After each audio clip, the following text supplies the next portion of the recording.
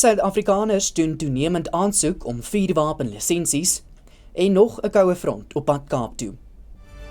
Goeiemiddag, dit is tyd vir Pretoria FM se visuele nuusbulletin in Afrikaans. Ek is Walter Ernst. Meer Suid-Afrikaners doen aansoek om vuurwapenlisensies te bekom te midde van toenemende kommer oor misdaad en persoonlike veiligheid. Volgens die uitvoerende direkteur van Gun Free South Africa, Dr. Stanley Maposa, het aansoeke veral na 2020 skerp toegeneem. Hy sê vrees vir misdaad, onsekerheid oor beleid en sosiale onstabiliteit dryf die tendens. Maposa sê dat baie burgers nie meer glo dat die staat hulle voldoende kan beskerm nie, terwyl debatte oor moontlike wetgewing ook mense aanspoor om vinniger lisensies te kry uit vrees vir toekomstige beperkings. Hy waarsku egter dat meer vuurwapens ook risiko's inhou met duisende wettige wapens wat jaarliks verlore raak of gesteel word en uiteindelik in misdadigers se hande beland.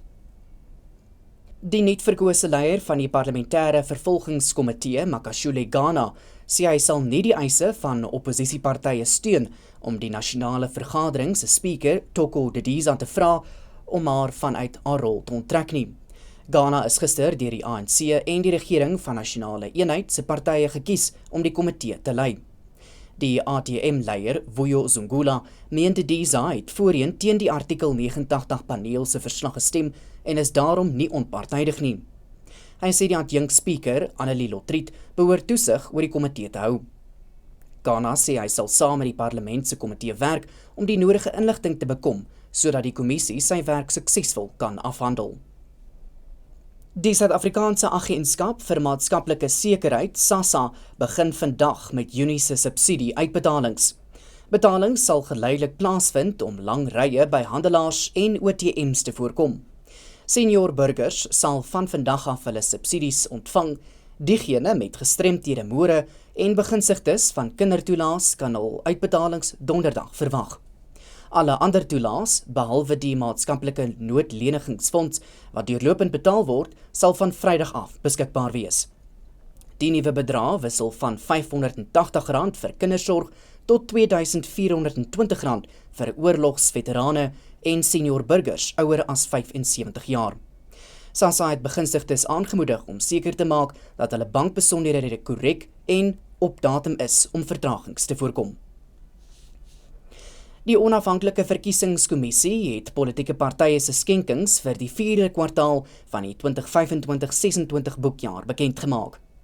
Die OVK sê die openbaarmaking van politieke skenkings help kiesers om te weet wie politieke partye finansier en watter invloed dit moontlik op beleid kan hê.